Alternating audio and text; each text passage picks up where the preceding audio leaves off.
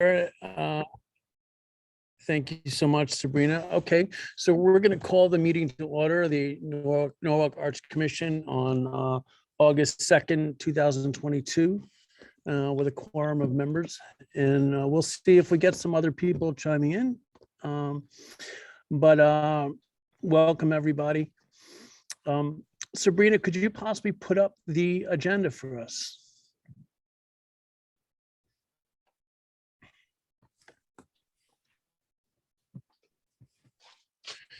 Excellent. Thank you so much. Okay, so the first thing we're going to do is we're going to call the attendance for roll call. And we're going to start with myself, Mark Allen here. Aye. And I'm going to pass it over to Bob Abriola. Bob Abriola, present. Okay. We're going to Brian Casper.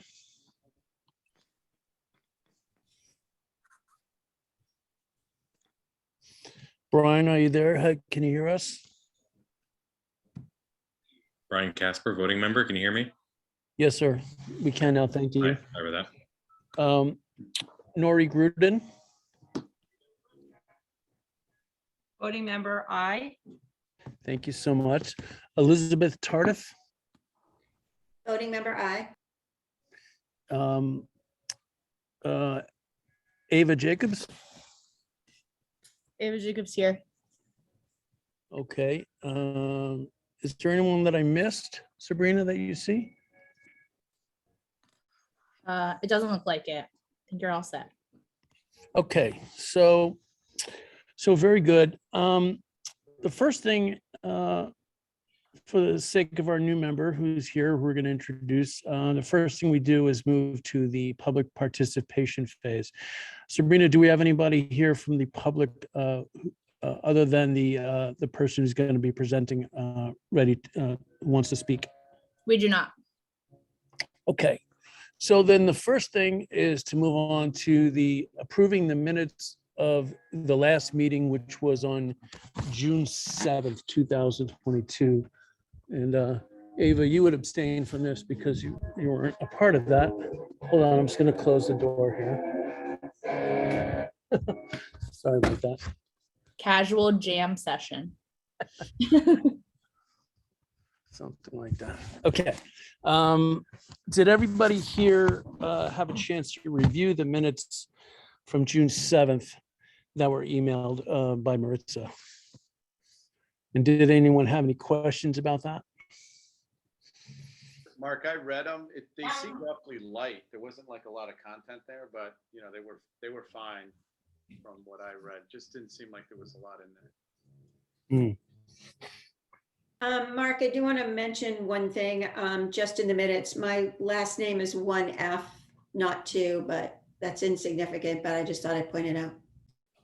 No, that's it. I'll mark that and Maritza will change it before she posts it.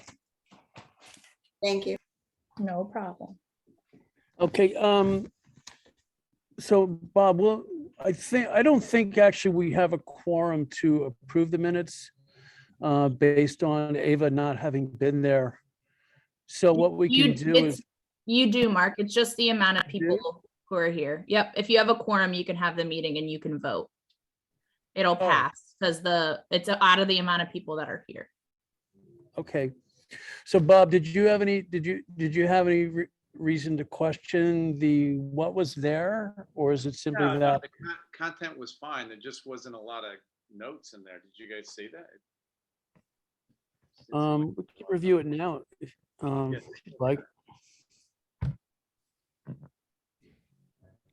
I mean, it was light, but I think it still covered the key things that were covered. Yeah. I didn't think it was. It just seemed like we talked for a lot longer than what was there, but I don't think we missed anything. It's just an observation. Yeah, The other thing is, my name is spelt wrong in the minutes, and I think Melissa's last name is spelt wrong as well. That's true. Oh, actually, looking at it now, so is mine. Actually, usually mine is the only one that's spelled wrong. So I'll just Okay. have Maritza give him a read through and make sure everybody's name's all good. So that should be fine. And Mark, typically what they do is when they record the minutes, they typically, they give us an abridged version. It's not word for word. That's why it's good for us to review them, make sure nothing was left out. I'll motion to approve, Mark. Okay, I'll thanks so second- much. I'll second Bob's motion to approve. Brian Casper. Okay, very good. And then, and you two guys vote aye, correct? Yes. And, Aye. okay, then, I'll put a third on that with an aye and, pass it over to Nori Gruden.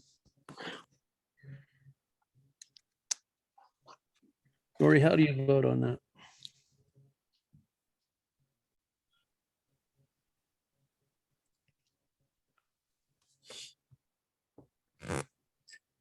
Elizabeth? I'm muted, so I. Okay. As long as they fix the spelling errors. Got it. And Elizabeth? Yes, I vote aye with the spelling change. Okay, very good.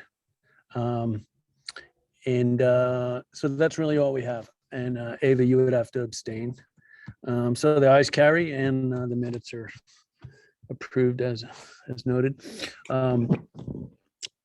Moving on to the new business. Sabrina, is it okay if we go to item C first? Yep, that's fine. I was gonna suggest you do that anyways, so go ahead. Okay. Yeah, so Bob, Brian, Nori, and Elizabeth, I'd like to introduce you to Ava Jacobs, who's our newest voting member. Ava is somebody that I've worked with over the past, I'd say 2 years. She works at a local company here on Wall Street called Juice Creative.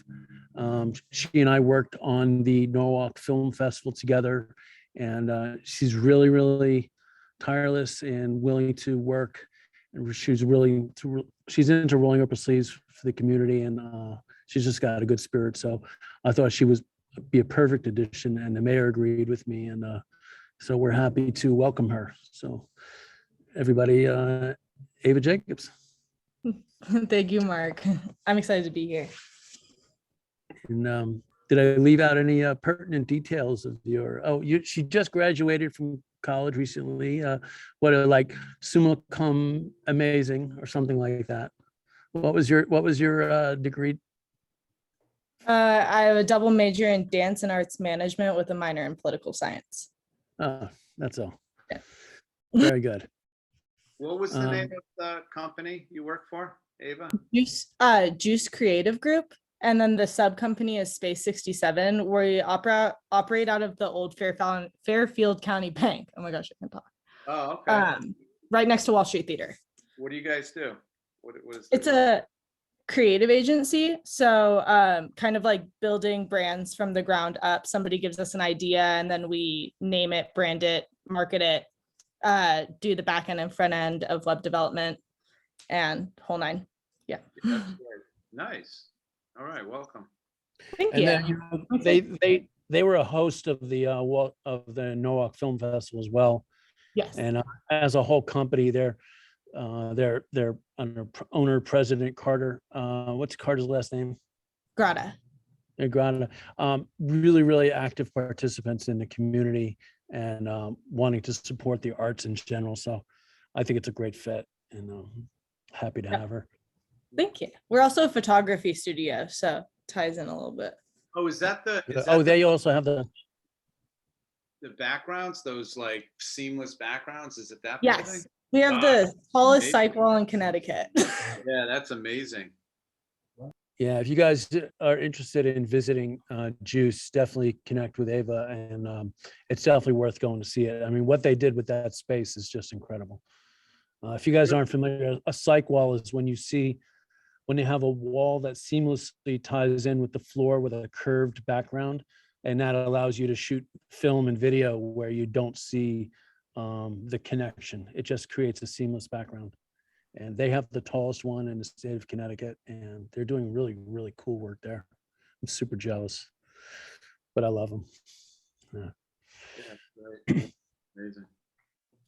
Okay, I'm going to, the first thing on our new business, actually, the second thing is approving the donation of the Dragon Boat to the city of Norwalk. That's something we talked about last time. And some work was done behind the scenes regarding the legal aspects to it upon our suggestion. And they've done that work. And now we are going to be talking about the suggested placement for it as well. So with that, why don't I turn it over to Sabrina and she can brief us and update us. Sure. So at the last meeting, I wasn't here. I was on my honeymoon, but I was briefed that the ownership was in question, considering the piece has been sitting on Donna's desk in the health department.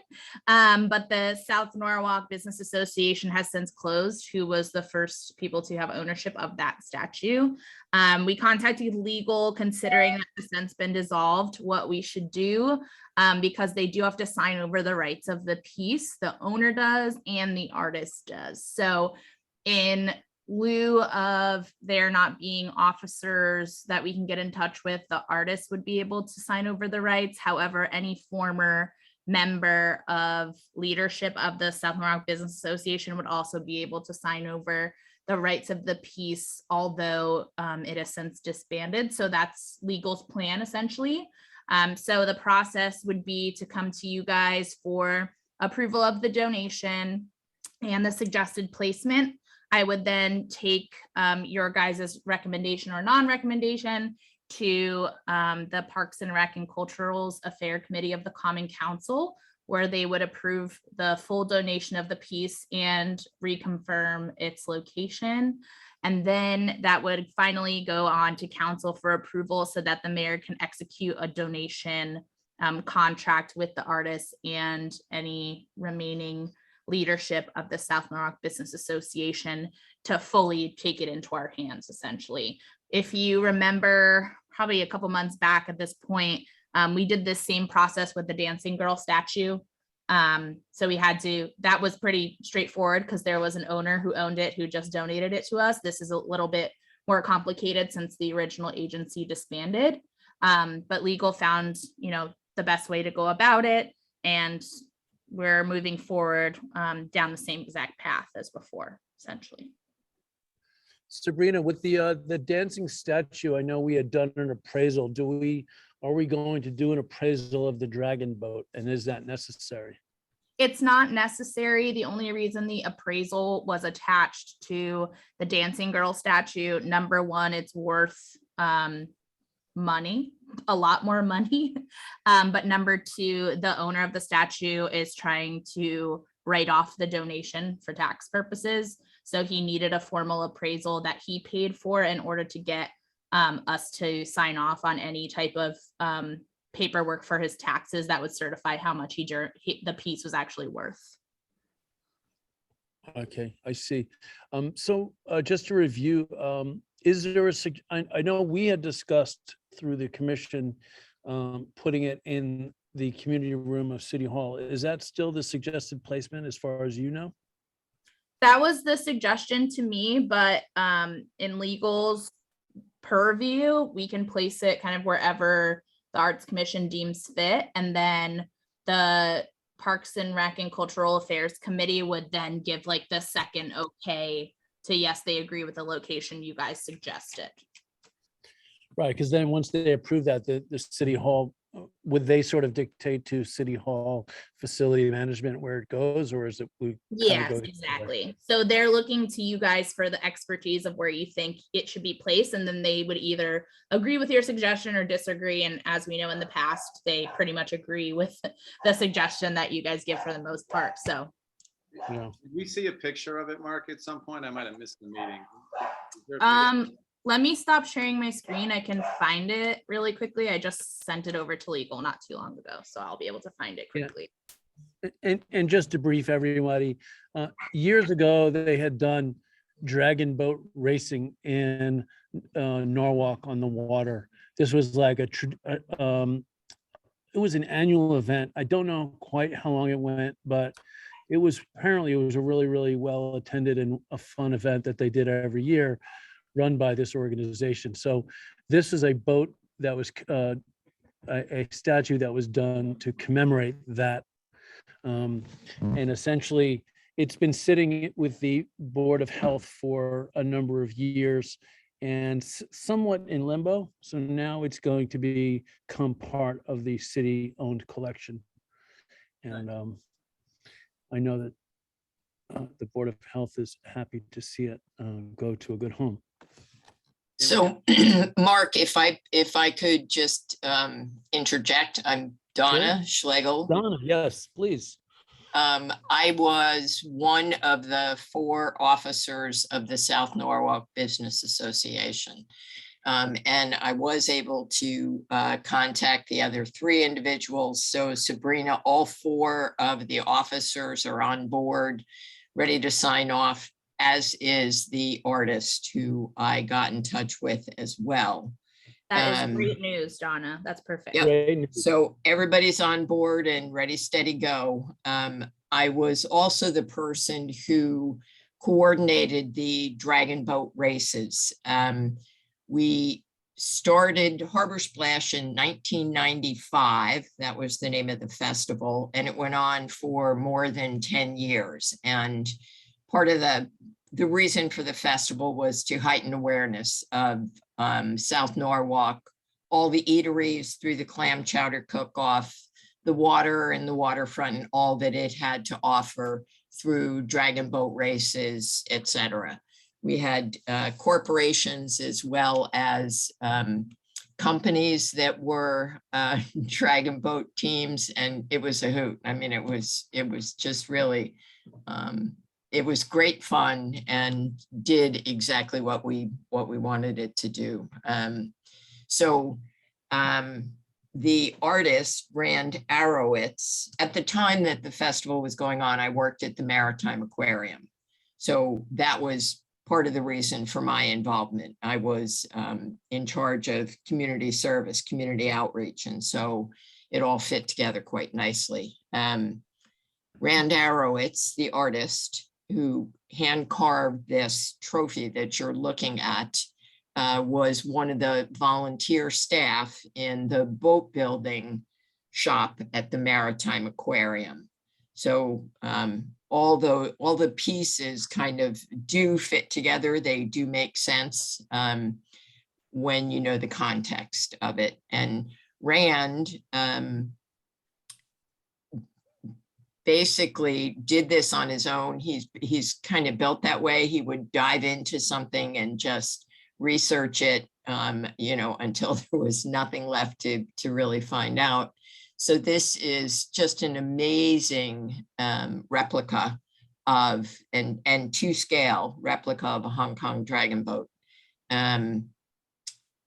The gold that you see is actual gold leaf that he used. He was a sign maker in Ridgefield. He owned a company in Ridgefield that made signs. And so, he just, he went to the ends and put together this trophy. And so year to year, we had the races, and the festival went on for more than a decade. And this trophy was housed in a case. It lived at the Maritime Aquarium, and where you see the base of the trophy, there was a larger base, and it has all of, I have that exhibit case in the basement of, guess where, the health department. And the base of the trophy has all of the engraved plaques of each one of the teams that won over the years. So it's gorgeous. It came with me because I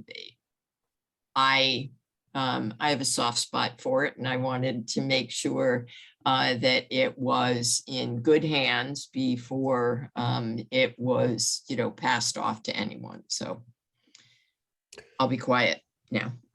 So Sabrina, is there anything we can do to assure that there is some sort of signage that goes with it, or be it a small plaque or something that kind of gives that context to what this means? Go ahead. I'm sorry, I should have said that also, Mark.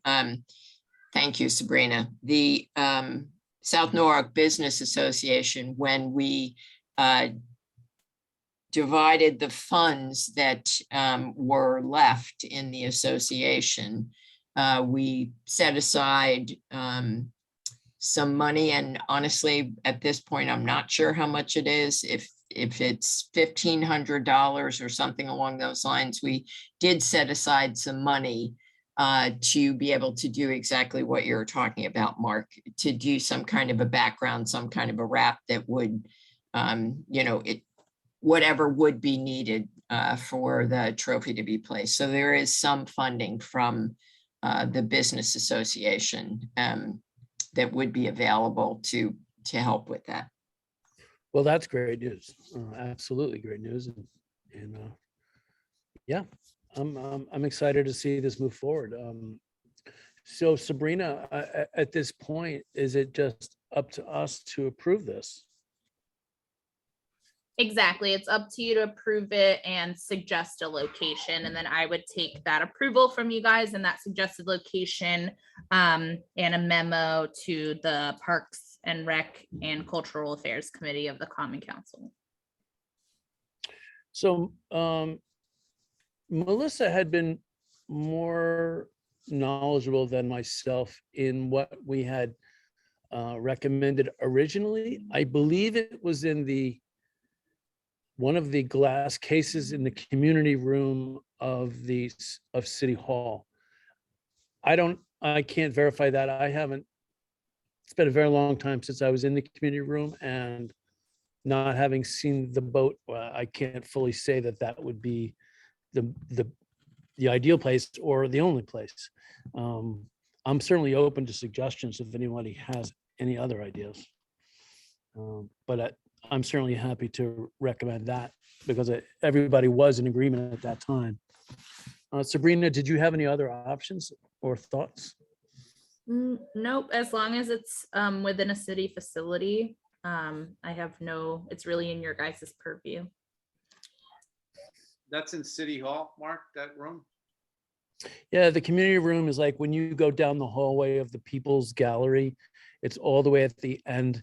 It's to your left, and it's a rather large meeting hall where they do a lot of community kind of events, and there are historical features in there.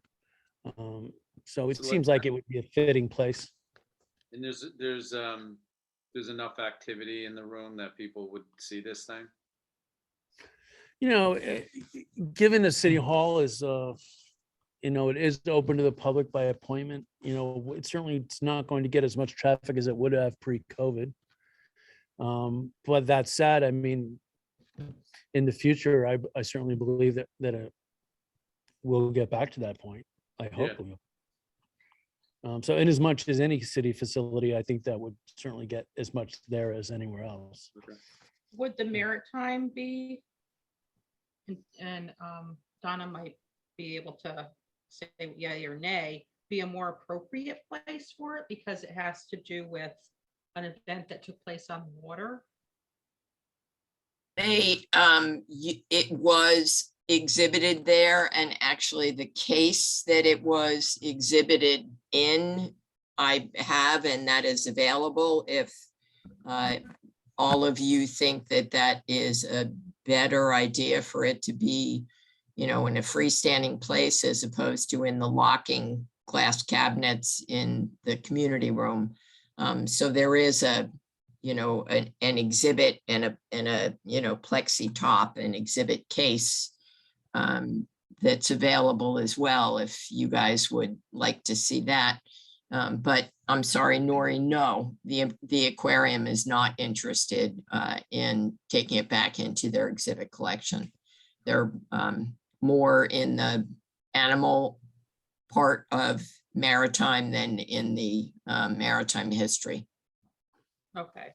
I like that you have a case for it, right? So, I mean, Mark, I'm thinking maybe somewhere just like when you first walk in, is there a way that we can display it where more people could see it going in and out of the City Hall area?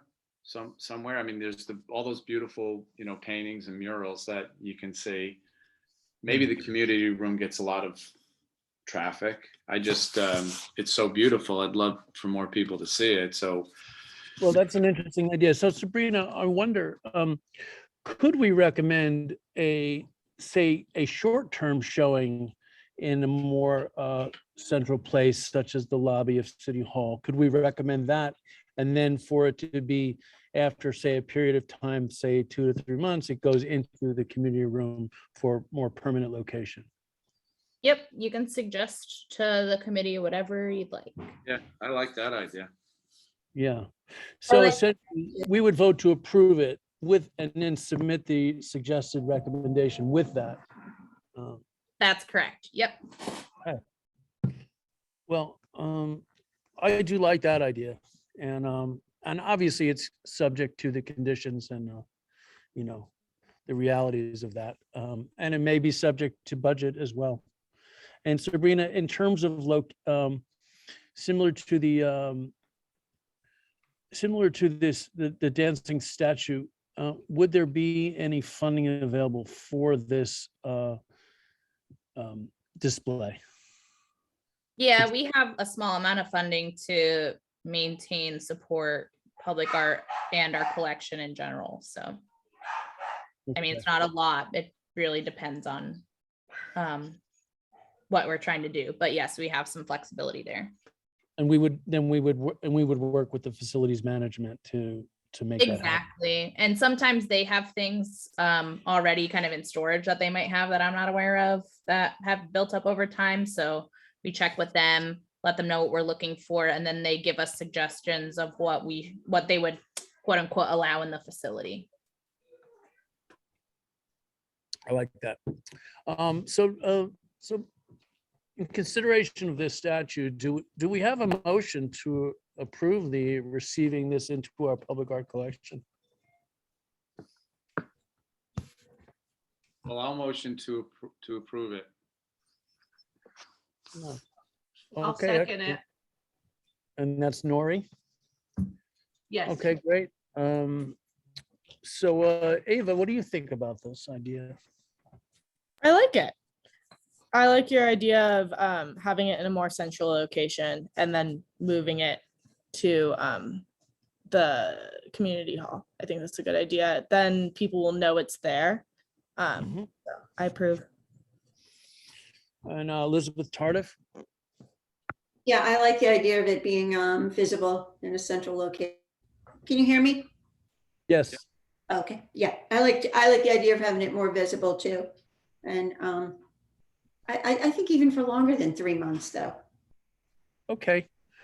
So I would say then we have to complete the vote with, let's just complete the vote with Brian, and then we'll talk about the suggested placement a little more. Brian, what do you think? I vote aye and taking this into the collection.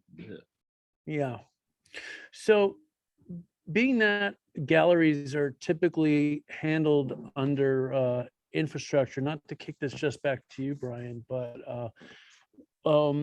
this could be something we talk about offline to come up with something that we all kind of unanimously feel is appropriate for this placement. But in any case, Sabrina, we can turn over to you the recommendation. Right. We can do that Yep, offline. Fine. They meet I believe it's the second or third Wednesday of every month. And they would have needed their agenda already since they're preparing them earlier. So it probably wouldn't be on the agenda until September anyways. Okay. So So then, yeah, it's time. so that's fine. So then we will, we'll visit this offline and we'll come up with our suggested placement, and we'll make that recommendation to you, Sabrina, and we'll take it to the next step for September. And then Donna, just to keep you in the loop, I'll CC you on the email when I send it to the Parks and Rec and Cultural Affairs Committee, but I write the memo, and I'll probably ask for some help for the description pieces of that memo to the committee. But other than that, you are not required to come to any additional meeting unless you want to. Thank you very much. Sabrina, the email exchange with Taisha suggested that this committee, I believe, was going to ask legal to put together the donation agreement so that it was done according to Norwalk legal specs. Yeah, you so know, had- once I get the approval from the Common Council, that's when my department, so the Department of Business Development and Tourism, which oversees the Arts Commission, would then request through legal to craft the contract. Gotcha. Yep. I didn't, now I understand the sequencing much better. One more thing, can I ask you to click on the dragon boat head so people can see how exquisite the head of the, there you go. Pretty remarkable. That's Yeah. beautiful. Beautiful. Well, the eyes Sorry. carry, and thank you so much, Donna. I really appreciate your fortitude in seeing this through. I'm so pleased that it's finally going to be part of Norwalk's collection. It's so much part of the history, and it's a beautiful replica of the dragon boat and representative of a really amazing time in the city's history. Thank you guys so much. I welcome. really, really appreciate it. You're absolutely welcome. Well, So we're Mark, going to, yeah, Well, go ahead, sir. Before you get on to the next topic, maybe for Yes. future business, and the brain is going here, like, why not have an arts commission case in city, in the town hall where we can post whatever we'd like to, whatever, like a statue or a festival or what's going on, like a bulletin, but some kind of a really nice case that we can put in City Hall. It's like our case. Interesting idea. I was Oh. thinking of making it one of the mayor's gallery, like if we have history of the festival and maybe the artist has something as while he was making it, photos, that we could do like a mayor's gallery exhibit based on that to accompany when it gets approved and put into City Hall, so people know the history Mm. of this That item. could definitely be a gallery, certainly an event. But I'm just thinking down the road, like if we had our own spot in City Hall where we can, from a communication standpoint, visibility standpoint, I don't know if that can get approved, but if we have a budget where we can get something in there, that would be great. I like that idea. I mean, I've been if you go to the, is it the South Norwalk train station? I can't remember which one. There's like a case somewhere. Maybe it's not South Norwalk. It's one of the train stations I've been at. And there's like a case. It's almost like an old antique case, but it has an area for the city to kind of post things. Mm. I'm trying to think of what town that I was think in. it is. I think there might be something like that in the South Norwalk train It's station. South Norwalk. Yeah, it's in South Norwalk. Yeah. Like that they have the whole hallway with all of the Or- Mm. history, and then there's like a little place. I'm pretty sure. Yeah. So I don't know, I'm just kind of brainstorming, Mark, but from a visibility standpoint, you get a lot of traffic in City Hall or down the train station, wherever. Sabrina, do you think there could be any potential funding for a project like that? We still have some funding in our budget. I have to take a look at it from New Year's perspective, but it's also a decision based on facilities. They were fine with us installing the hanging system, so I wouldn't see them having an issue with something that's movable. So I can reach out to them. Okay. And again, they might have something like laying around, or they might have something like on a different floor that's empty that we can Right. just use. I just have to ask them because I know they have a bunch of stuff in like storage, like tables, chairs, and shelving and stuff. So I'm thinking Yeah, I like, think the glass case that was in community room, as far as I know, that was empty. I don't know if it's still empty. It was empty. Like I said, I haven't seen it, but Yeah, I theory- think it is, but those cases in the community room are all affixed to the wall, like if we wanted to put them elsewhere. But we can use those in the community room, the empty ones, and keep them in the community room as much as we want. It's an interesting idea. I definitely think we should talk about this offline and yeah, put our heads together. Let's come up with some ideas. okay. I wanted to get it out before we moved on and I forgot completely about it in 5 minutes. I know how that goes. So with us today, we have Ash Nichols, who is a local artist who Okay. Brian had met. Not a local artist. What? Not Oh, she's not a local. local artist, but she had worked for your company. Is that right, Brian? Yeah, No. so Ash is was here last summer interning with me specifically. She is a student at the Minneapolis College of Art and Design, moments away from graduating. She is now back this summer because she loves our dear city so much, interning more specifically with Flat Vernacular, our wallpaper company. And she is here to talk about a proposal she has for one of the traffic graphic boxes. I thought since she was in town, be good to get some fresh eyes on some of our more public aesthetic improvements. So that's Okay, what I'll say. so just to be clear, I had spoken to David Shockley, who heads up this program for the traffic graphic boxes. I had spoken to him at the rollout for the MLK corridor project, and he indicated that he had the budget for 3 or possibly 4 boxes. And we were going to get together to work together to choose the locations for these, at least 3, if not 4 boxes. And he was going to go through his records to sort of just refigure out, sorry, my bad wording, but just to redetermine which boxes are ripe for painting. And so it's, the budget is there. We just haven't figured out the exact location yet. One of the things that I recommended to David was we have a box that's opposite the Sono Collection Mall. It's that box that had been painted with a whale, and that painting has just fallen on bad Yeah. times. And Good spot. we've been recommending repainting that for a while, so that could become the box. And I would like to see that box get fixed.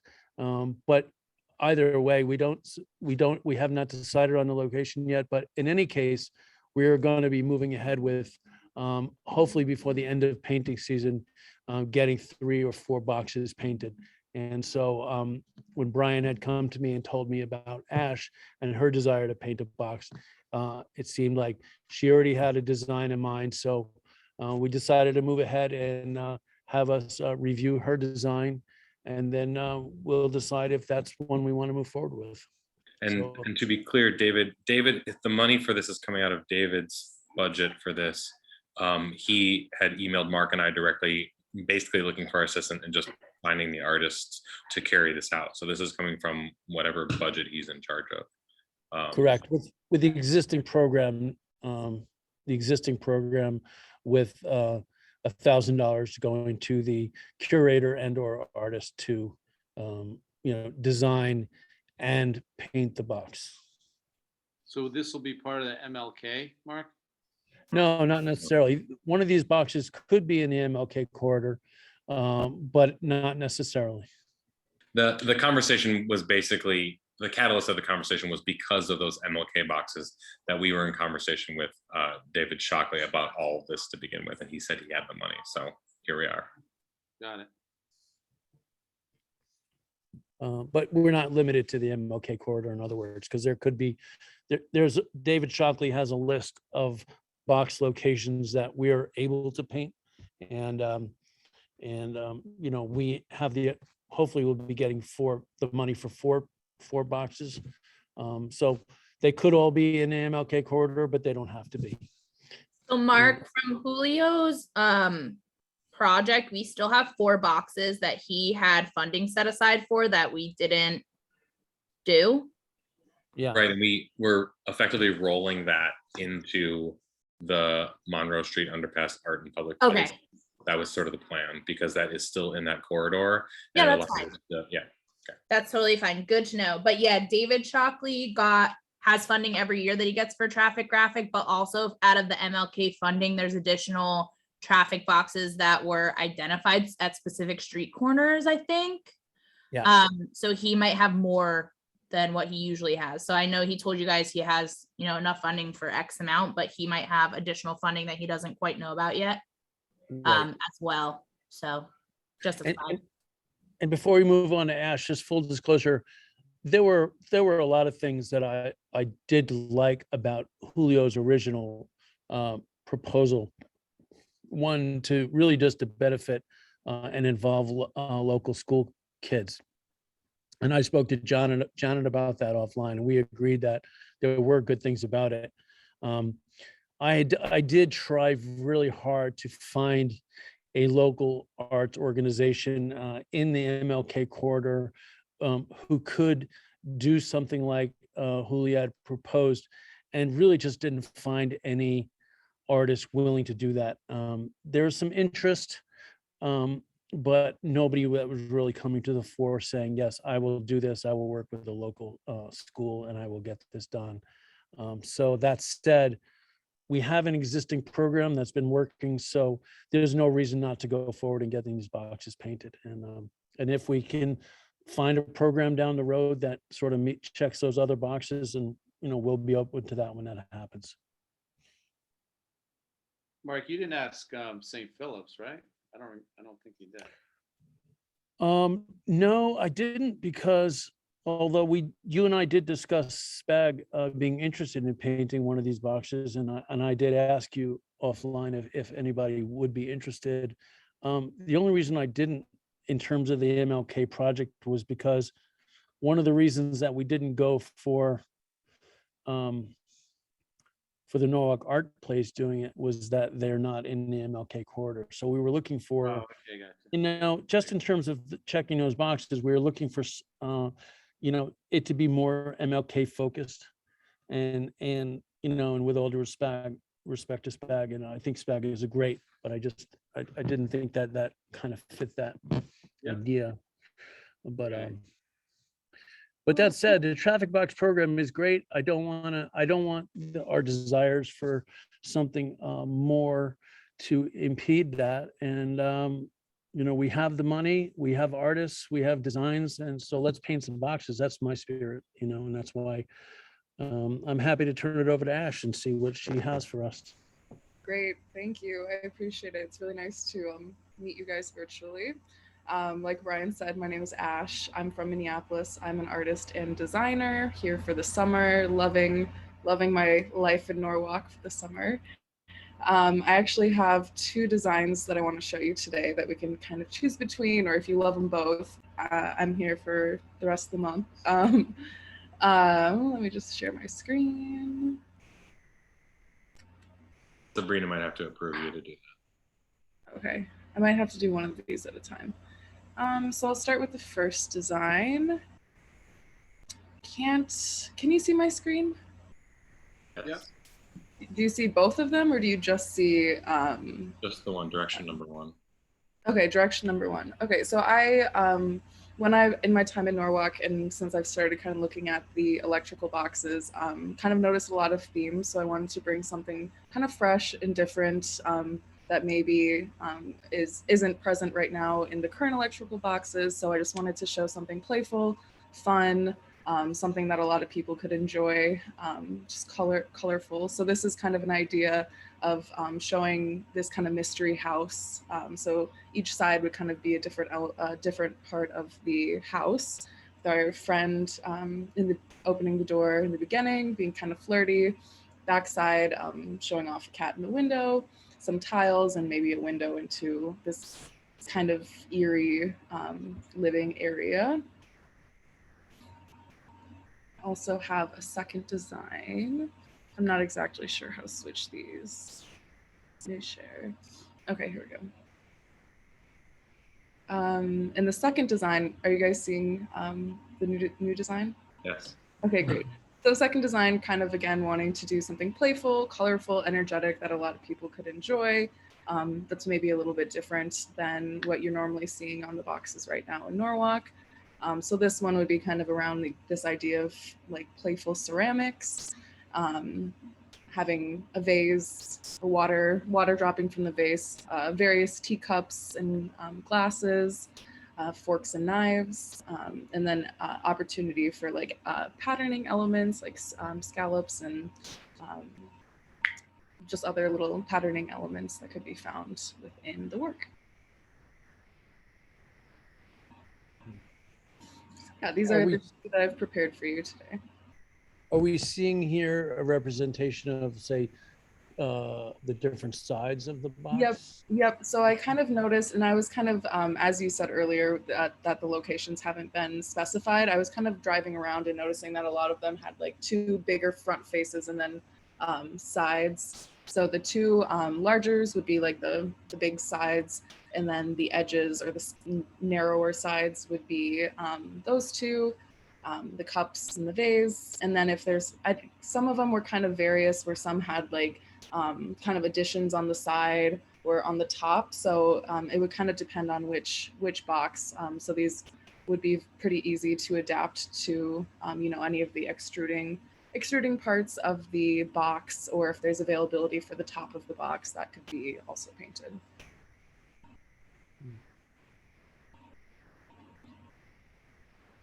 I like the colors. I think that they're very colorful. So what inspired the vases and the general design? Was there something? Is there something in terms of Norwalk that really inspired this? It honestly wasn't inspired by Norwalk, but maybe inspired by Norwalk in the sense of aesthetically.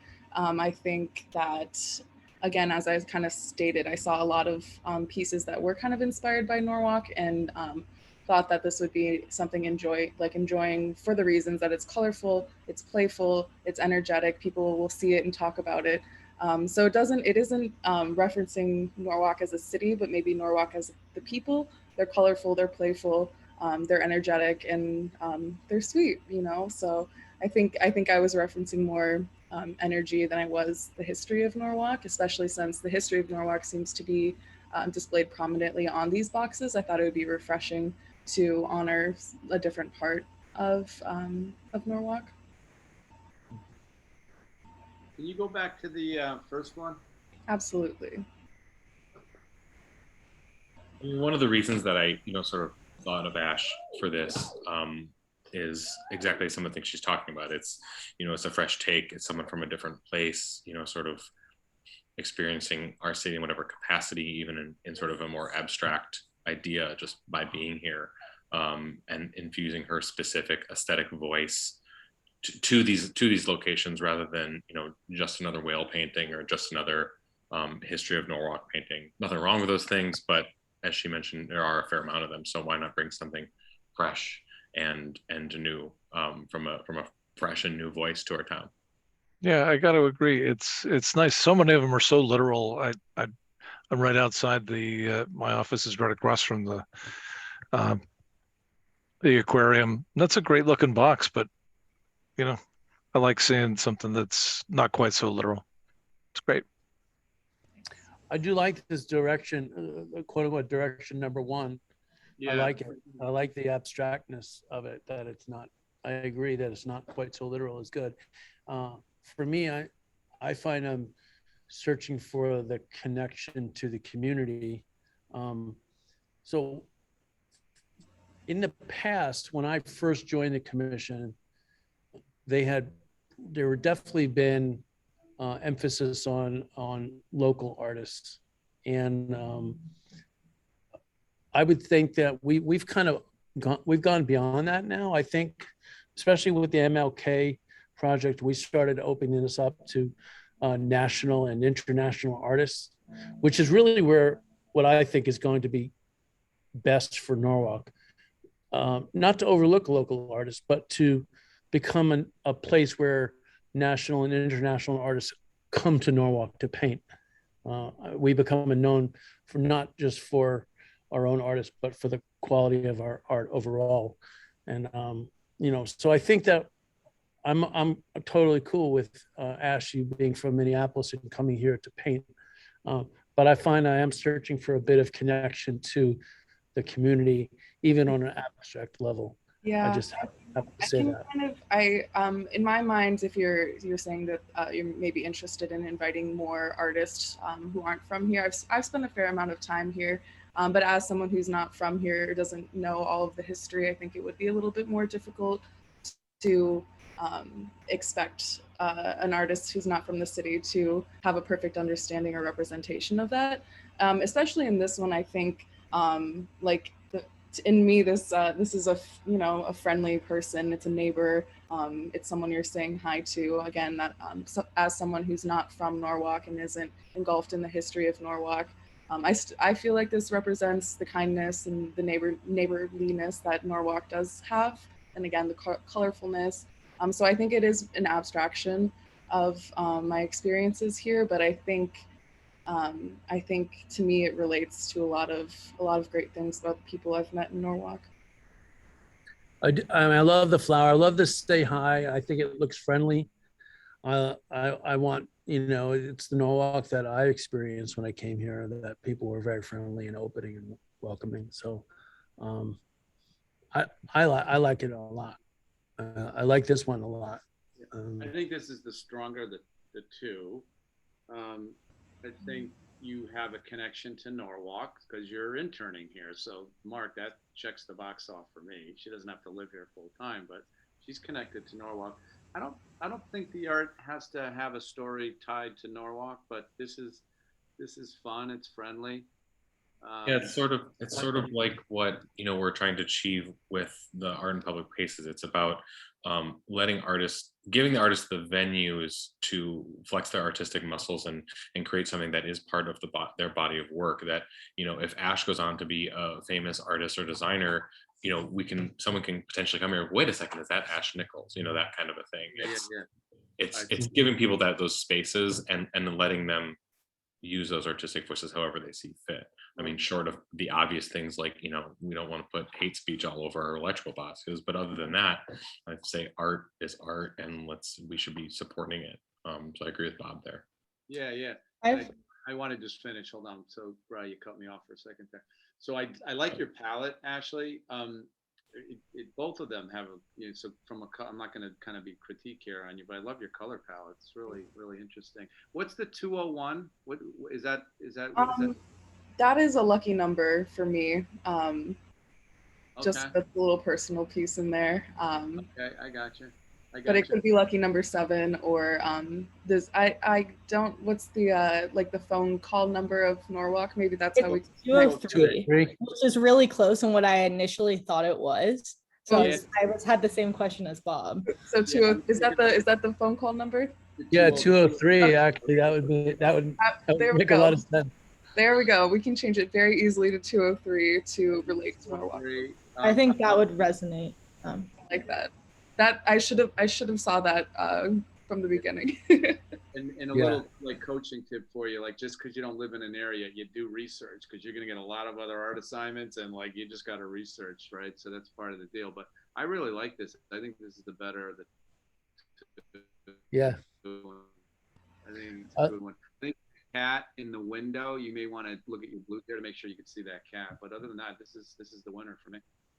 Great. Yeah. I agree. I think I love it. With the 203. I would honestly say I love it because you see 203 and say hi at the same time. That's a win for me. I agree. Missed opportunity. No, it's not missed.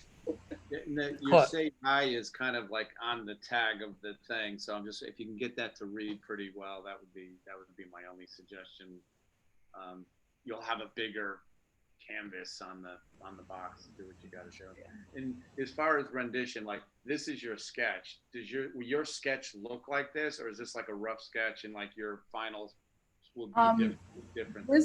I think this would exist pretty similarly to the final. Obviously, nice, clean lines, but I like the idea of having something flat and graphic with minimal texture, just kind of focusing on the graphic elements of the illustrations. Yeah, yeah, okay. I kind of like the hand-drawn lines. I like that aspect of Oh, it. yeah, Yeah. yeah. To me, that's like, I want to see, I like the sketch style of it. So like, I would love for that to be the final art, if that's the way you were intending to do Yeah, it. that works great for me. Great. What, so do we need to have a motion to approve this? Is that what we gotta do, Mark? Yeah. All right, so We do. I motion to approve this design here, this one. With the 203. Brian Casper, I second to approve this design for the traffic graphic program. All right, excellent. So Stephen, Chair recognizes Stephen Russ, voting member. You missed our roll call, but I wanted to Sorry. just note for the record that you're here. Hello. So Steve, since you spoke about this, well, I'll turn it over to you for your first vote. Yeah, I vote aye. All right. Elizabeth Tardif, what do you think about this? Yes, I like the first one, this one here that everybody else likes too. And I like the idea of 203. So I'm an aye. Okay, Nori Gruden, what are your thoughts on this? I like it. Again, 203.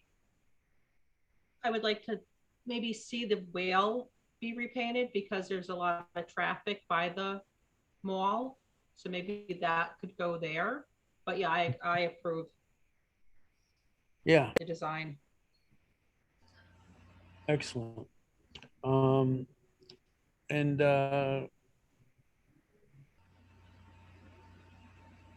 Brian and myself, I'm just gonna vote aye. I like the idea. For me, it was Brian 203, it's Casper, aye. Yep. Brian seconded the motion, so aye for me. okay, so the ayes carry. So I'm going to convene. I called David today. I'm going to convene. I also agree that I think that painting the one by the Sono collection to me should be a priority because that painting just is ready to get changed.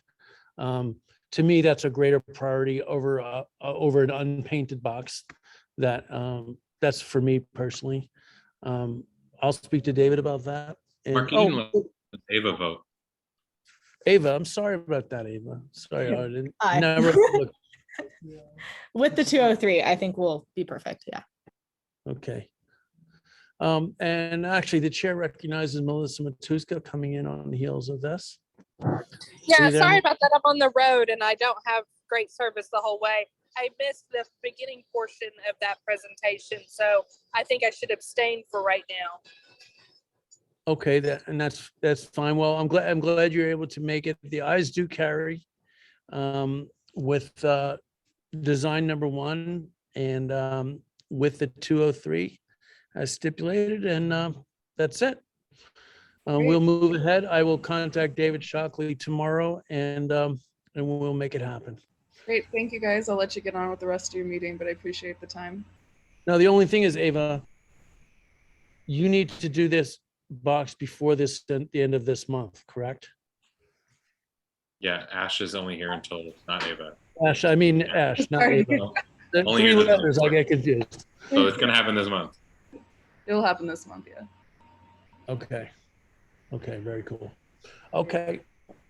So Melissa, just to bring you up to date, we approved the acceptance of the Dragon Boat into the City of Norwalk Public Art Collection. Oh, that's awesome. Yeah, we're very happy about that. We're going to meet offline to agree to a suggested placement. We're going to make our recommendation to the city regarding the final placement. We had some suggestions along those lines, and they are going to take our suggestion into consideration. We're going to work with the facilities management on those options and see what's possible. But we are definitely going to take that into our collection. That's awesome. Are we also going to take the base for it in case we do decide to ever display it on its own somewhere else, because there is a freestanding base for it. She's got it in the basement. Yeah, she's going to turn over all the materials that she has. And we'll see, we'll work with the facilities management to figure out how it's displayed, but it's definitely going to be displayed on its base in some respect. Okay, we might want to paint the bottom of it I remember it being bright blue. But anyway, that's a whole different thing. But yeah, no, that's awesome. Okay, and we also welcomed a new member, new Commissioner Ava Jacobs, who's joined us on this call. Welcome. Hi, thank you. I'm excited to be here. Okay, so we're going to move on to a budget committee update from Nori Gruden, who has been trying to have a budget committee meeting, and we have not yet had that, but she has been trying. So full disclosure, she is trying. So we will turn it over to Nori now. Yes, hello, and Sabrina, correct me when you can. I think this year, it would be, because our new fiscal year started July 1st, 2022 to 2023.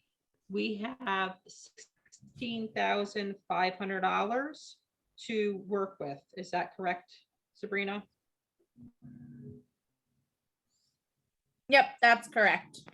And then there's other money that I think redevelopment has, and for the MLK corridor, that will be in a separate bucket. But our operating expenses, if we were to do the mayor's gallery again, all that would be part of our $16,500. What was there any carried over from last fiscal year? No, they only carried over any operating expenses that were associated with a contract, and we didn't have anything in place. All right, so the 16 is kind of that's our starting point. Yep. And then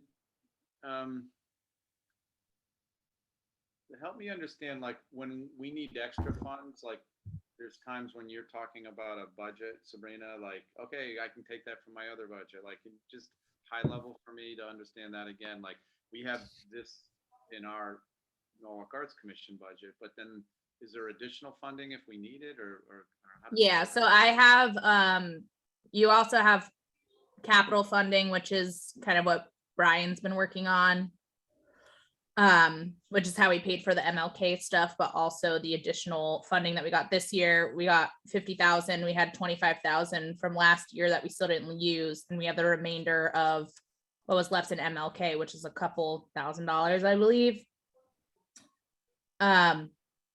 So that's additional funding that we can use for, installation of art pretty much anywhere in the city. And then there's additional grant funding that we get in randomly. I apply for them through the state. Sometimes they're operational, sometimes they're specifically for art projects.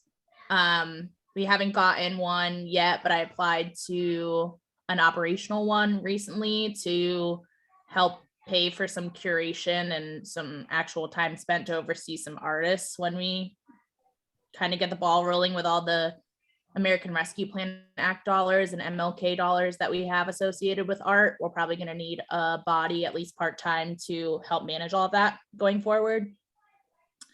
So we'll see what happens with that. But then I have a specific budget too, that's set aside out of the ARPA funding, which is the American Rescue Plan Act dollars, that's starting the art maintenance fund as well. Some of our pieces have just sat and not been maintained because they're not specifically like in a park. For example, like Parks and Rec will maintain some of the art pieces, but if they're not physically in a park and they're in City Hall, for example, and something falls into disrepair, hopefully our insurance covers it, but if not, we kind of are stuck. So we're starting up kind of a very small maintenance fund as well in case something happens where it needs it, any piece that we have.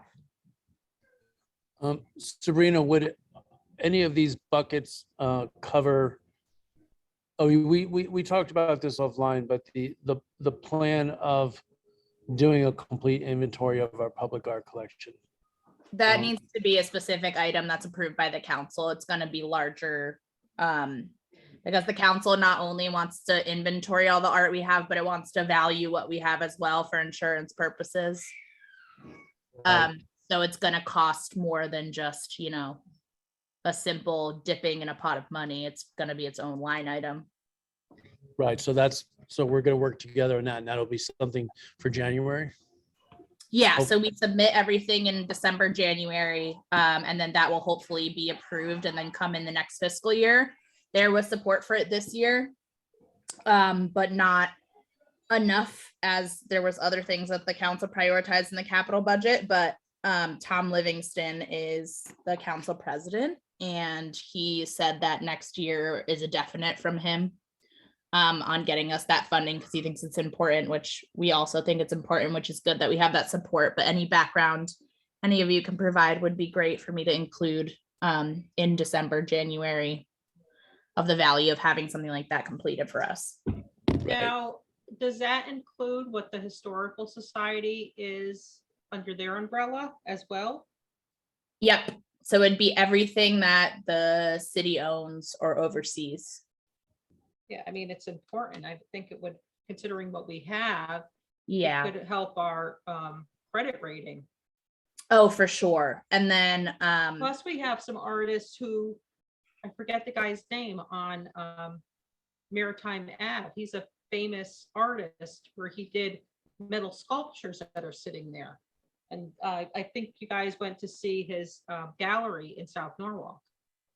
The name escapes me, but he's a world-renowned artist, and he lived in Norwalk, so.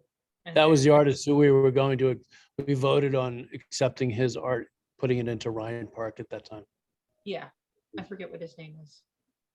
Charles Perry. Yes, Charles Yeah. Perry. Yes.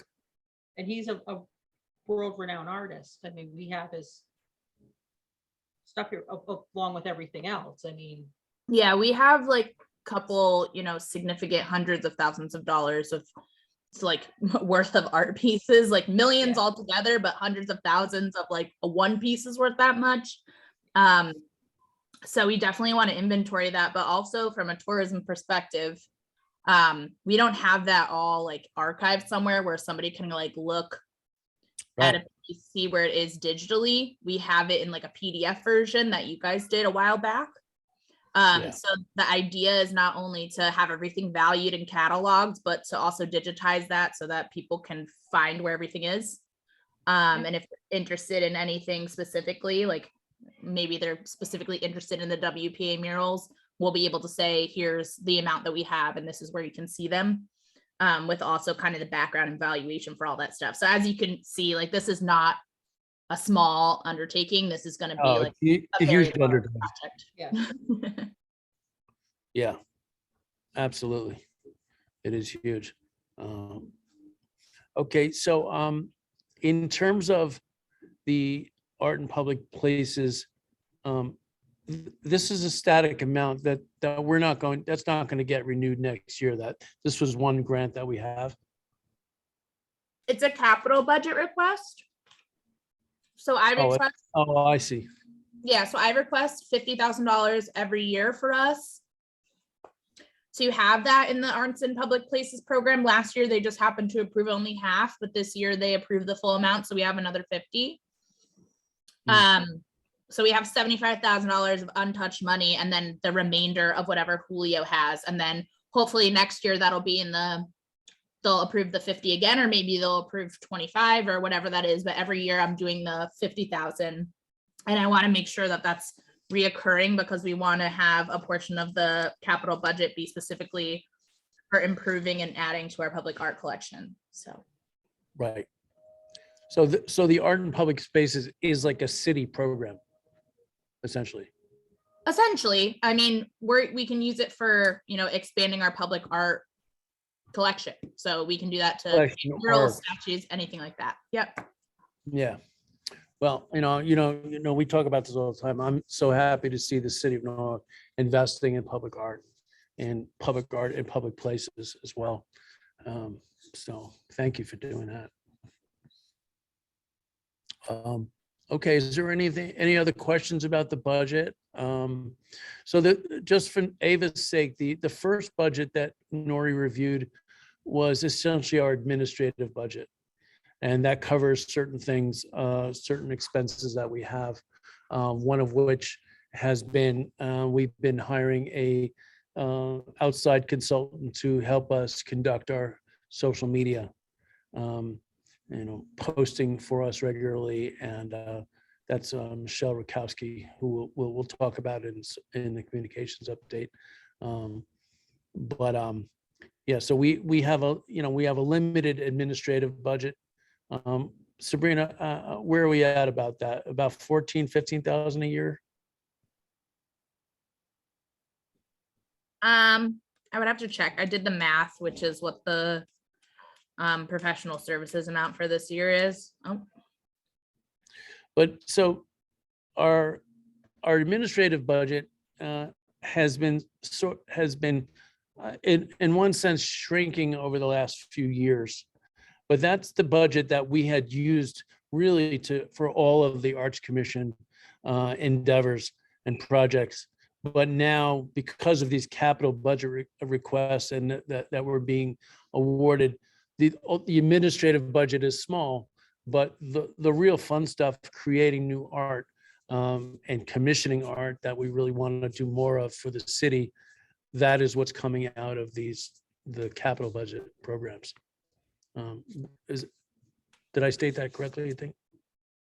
yeah, so the way you can think about it is really just the operating budget is really for our day-to-day expenses, like running the Arts Commission, like for our minutes and materials and curation and all that fun stuff.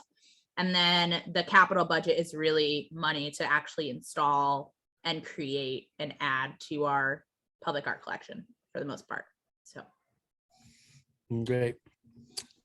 So we're going to move on to the communication update, and that kind of ties in with this because, so Sabrina, while you were out of town, I had connected with, is her name Michelle, the communications director for the city of Norwalk? Michelle Woods Matthews. Yeah, and now, is that a new position for the city? Nope, Josh Morgan was in that position previous to Michelle Matthews. Oh, okay. So Josh is gone now. Correct. And Michelle has taken over. Okay. Because Michelle had reached out to me about our social media. She wanted some support on something that she needed put out through our commission Facebook. And we did that. And then she had asked for us to help her add to the database of all the social media for the city. Are you aware of that project? Yeah, so she's just collecting all the log information for everything associated with the city that we have so that she has it in her files essentially. Okay, so do you, is her within, now Josh didn't really do, I wasn't aware of Josh doing a ton of social media. Is she going to do more of it? Is she going to do you think that her office will oversee any social media for us? Or are we still going to? No, so she's only going to be posting on the city accounts just like Josh did. We would be doing our own social media as we have it now. If we had somebody on staff, like our DKA folks that eventually will do less kind of website creation and would come on and be able to manage that as well, that would be the only way somebody else would be managing our social media. I see. Because, we had talked one time about somebody from the city staff potentially doing that work where we wouldn't necessarily need to hire outside. I think things are going well. I don't necessarily want to rock the boat, but I'm just wondering if that was moving in that direction. But I think you've answered my question. So that said, we did do some posting for Michelle, and I think she was happy with what we did. Just for Ava's sake, I'm hoping to pull Ava into the communications committee, because she's really strong on social, she's really strong on writing. She's just a really good communicator in general, I would say. About the communications committee, so and the committees in general, for Ava's sake. So the Arts Commission, we're all volunteers, and we do meet once a month. We have this committee structure, these subcommittees. I'd say it's the subcommittees where sort of our work really happens, our offline work. The committee structure is, it's a policy-based decision. We form these committees, and they kind of exist as an open structure where friends of the Arts Commission, people who are not voting members, can participate if they want. But we basically have three committees. One is the budget committee, and that's consists of Nori, who's the treasurer, myself as the chairman, and Bob Abriola, the vice chairman. The three of us have this budget committee. We also have a communications committee that deals with social media, newsletter, and things pertaining to, just communications for public relations, as it were, for the Arts Commission. And then we have the more broad infrastructure committee that Brian Casper heads up, and that deals with things like public art commissions, curating projects, galleries, and art in public places, like things like the MLK project that we just did. So that said, the communications committee, we're dealing with social media, and we're doing a newsletter. I would love to have your help, Ava, in working on a newsletter with me, and other people who are here. I have been doing them periodically based on like when something needs like special attention, like when the MLK project was completed and things like that. I would like to get them done more regularly. And if you would be willing to help with that, that would be great. We use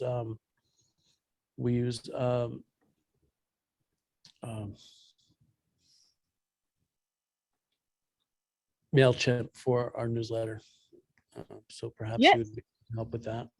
I would love to. I was actually gonna offer before you even said anything. That's totally in my wheelhouse, and I'm very familiar with MailChimp as well. So yes, I'm on board. Great. So Michelle Rakowski is our third party who does our social media. We also have the ability to post individually as members of the Arts Commission, and I'll make sure that you have all access to all of our accounts. And that's really all I have. That's really all I have for the Communications Committee, and I'll stop blabbing. I'd like to turn it over to Brian Casper for a report on the Infrastructure Committee. Hello.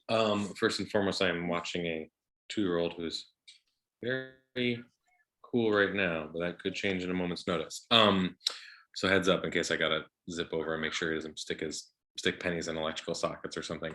Anyway, so the big updates obviously I have is I want to show everybody the artists that we have narrowed it down to. We met back in June. It was just myself, Bob, and Melissa who made it. We narrowed it down. So why don't I just share my screen and just, you don't need to look at my face. Let's see, give me a moment. Okay, can everybody see this? Okay, slideshow. Okay. Yeah. There. Well, hang on, it's loading. Cool.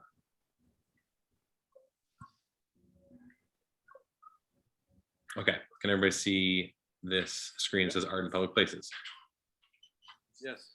Okay, cool. So Art in Public Places, Monroe Street Underpass. Just a small recap. Our timeline, we are still well within this. Right now we are at the 3 finalists announced stage, which is what I want to chat about today. And to review the budget and what these three finalists are exactly. We have our $475 that was for the website call for entry to use their site. We ended up getting just shy of 90 submissions. It was $2 per submission. So that per entry fee, which is $2 per, was $174. We are going to be choosing 3 artists. Like I said, we already have 2 chosen. I know, yeah, let's put the sunglasses down. They will get $500 a piece to submit a proposal. It's covering the cost of their time. And then I'm actually proposing that we find an additional $500, which would be $250 each for 2 additional artists to put together proposals. My thought is more. And if these 2 additional artists want to, go for it, then why not get 2 more? I don't know if we need to vote on that, or if that's something we should just do. Then that leaves us, of our $50,000 budget, which Sabrina did up this at one point, saying we had potentially to go up to $50,000. That leaves us up to just over $47,000 for the actual artist, installation, travel, insurance, materials, all of it. And this includes whatever's left over from MLK, which I have asterisks there. So without further ado, I would like to present to you artist selection number 1. My thing is in the way. I can't read this. There we go. Gira, or perhaps Gera Lozano, as a public art team from Brooklyn, New York. As a public art team, we are passionate about the beautification of public spaces, community empowerment, and art as a healing tool. We work by taking archaeological, analytical approach to research and translating inspirations and investigations into artwork to reveal the distinctive characteristics of each site, creating opportunities that nurture creativity, provoke dialogue, cultivate relationships, and activate spaces, leading to site-specific pieces that co-inhabit in harmony with the natural elements of its surroundings. We look forward to working alongside us to create a mural that inspires and empowers the public. We are passionate about working with communities that value interconnections of identity, inclusivity, and equity in multicultural environments. To show you their work, which we're pretty pumped about, there we go. This group does a lot of very semi-realistic, very colorful, often blending imagery with geometric patterning. One of the few that was incredibly unique in this way. Incredible skill, really well, these large spaces really well executed. This one in particular I thought was very interesting. It's mostly just the whole side of the building is just just geometric pattern. So that's artist select number 1 that we have already identified as someone we want to include in this. Number 2, I'm not going to bother reading these proposals, mostly because the 2-year-old is running around. Or maybe I will this one because we did pick them. Ernesto, I think Morenje, am I saying that correct? Ernesto's from Sunrise, Florida. He says, my work is a way for me to express my curiosity in various flora and fauna. They evolve over time, especially keen on representing birds, bears, apes, and big cats, namely the various species, evolution, their habitat, and their relationship to other living things. I'd love an opportunity to create a mural proposal for the wall of the Metro North Underpass. In painting a mural, I always hope to bring happiness, beauty, and pride to the community. Worked on dozens of public art projects in the past, which have helped develop my craft. I've developed techniques to meet tight deadlines, painted in collaboration with other artists, and have worked to create multifaceted murals that incorporate other crafts like horticulture, which you'll see. And that has made me more well-rounded, appreciative, and has driven me to learn more about art. Love to bring my experiences to Norwalk and hope residents would connect to art and each other through the mural. This artist's work is bad shit. Get ready. So he does these insane, you can see on this bear, those ears and the nose are actual plants, but he often will create these sort of, very, very colorful, very pictorial, but if you look closely, it's made out of these sort of butterflies and individual leaves and flowers and things like that. Super dynamic, I think really good for an underpass, this sort of dark underpass like this. And clearly, I think the next slide is a really, maybe the last one, is this huge, I love this one, the cat with all the grass and stuff. this massive building. So his work is pretty incredible. So those are the two we've identified. We decided that maybe we'd leave it to the commission to identify the third, and then I have 4 more to show you. Identify the third, and then potentially if we want to do those extra 2 for the 250 each proposals. So this is, I'm not identifying people by name. I want this to remain, you know, what's the word I'm looking for? Agnostic. Equality. I don't want anyone to make any decisions based on someone's sex or perceived heritage. This artist is from Los Angeles. I'm not going to bother reading this. This is also, sorry? Give us the key points and things that we should take So away from this artist has, just from this statement, mostly references their experience. They've painted all over the place. This is another, most of what we have are people who are relatively representative with a lot of animal portraiture and things like that. Seems to be the thing we kind of landed on, made a lot of. This person wants to paint something to celebrate Connecticut's wildlife and connect people with the wild beauty the region has to offer, is really the gist of this artist from California.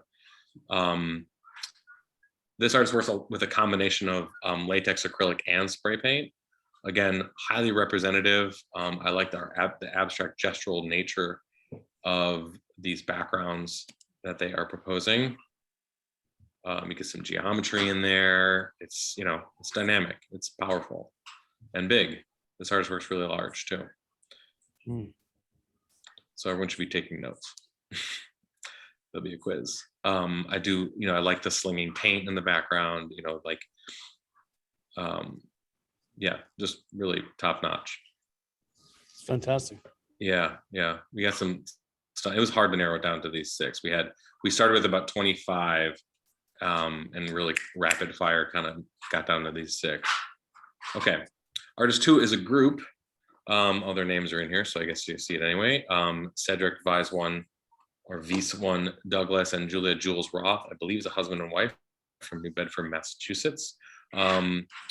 Vise definitely has background in graffiti, which I think will come through in this, but it's not, I would not call this graffiti in the sort of traditional graffiti sense.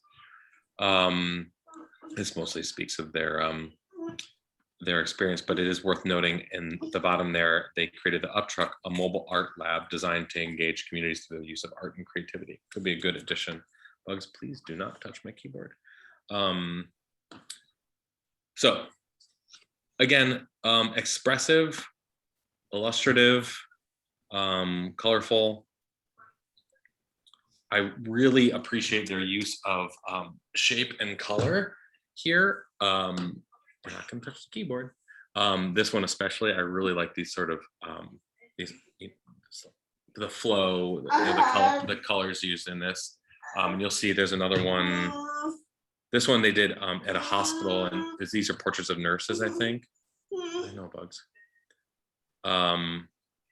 This one I think is specifically Vise's piece. And like this one, and I like this one in particular because it has this extra imagery kind of tucked in there. There's, you know, she's sort of, there's a key floating by her hand. There's a street sign. It's not just one image of an animal or a person. Okay, so that's our second? Very cool. Okay, this is another group from Santa Rosa, California. Again, I guess I didn't edit out all the names. Maria Jose Lindo Lawyer and Joshua Lawyer. They are part of a mural project nonprofit. They run an artist collective, well versed in all of this world. So let's see. This one is still kind of animal heavy, but there's clearly a narrative in some of these works. So you have there's a figure fishing next to a sleeping either a coyote or a wolf or maybe a fox. There's some geometric elements, really good coloring, very much storytelling in this work, which I found really interesting.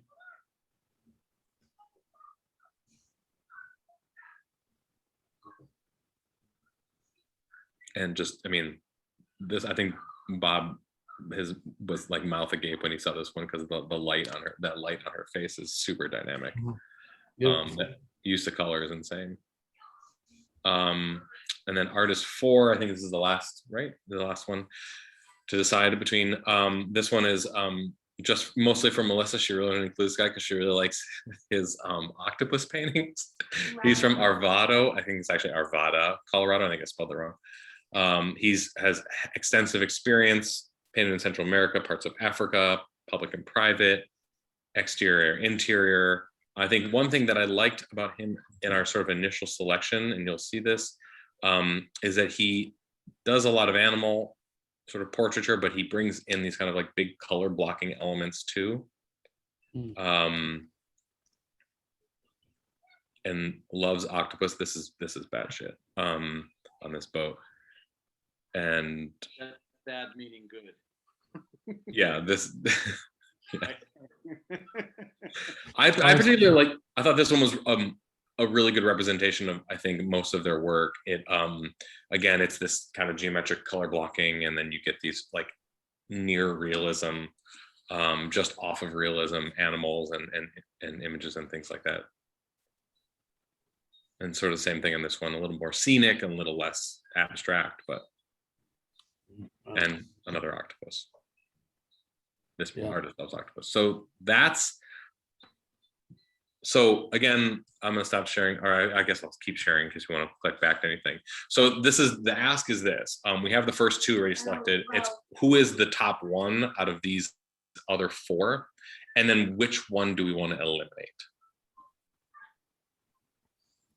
That's a tough one. And can we get funding for another 500, right? Yeah, if we're going to do those extra 2. I mean, I'm welcome to tell those people no. Or I'm sorry, I'm happy to tell those people no, but I just think, you know, these works are all so standout and so similar, relatively similar to each other, that it's really tough to say, well, we can't choose like the big expressive tigers, you know, but choose, you know, octopus artist, you know, when they're very similar. Or I don't know, open to debate. I don't know. Again, I don't know if it's something we need to vote on. So I know that when you were budgeting this originally, you budgeted this in consideration of having a full 50,000 available. Well, originally we had about 30, and Sabrina said that there was extra available. And basically, when we go to these artists, I should have mentioned this. Something that I want to do. Hang on a second. Outlet orientancy, truly. Nope, we're not gonna play with that buggy.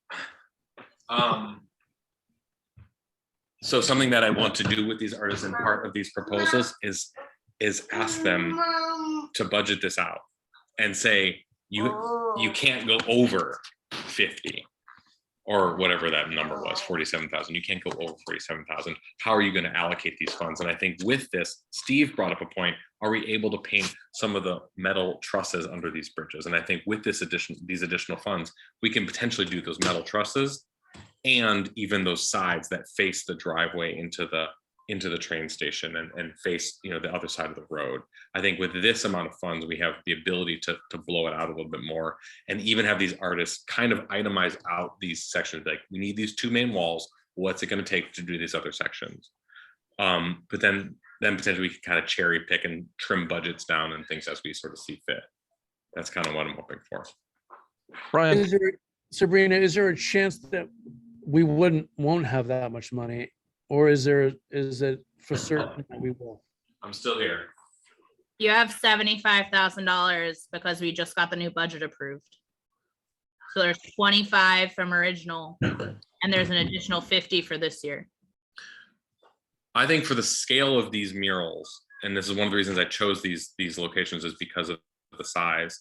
I think we should aim, you know, to keep it under 50.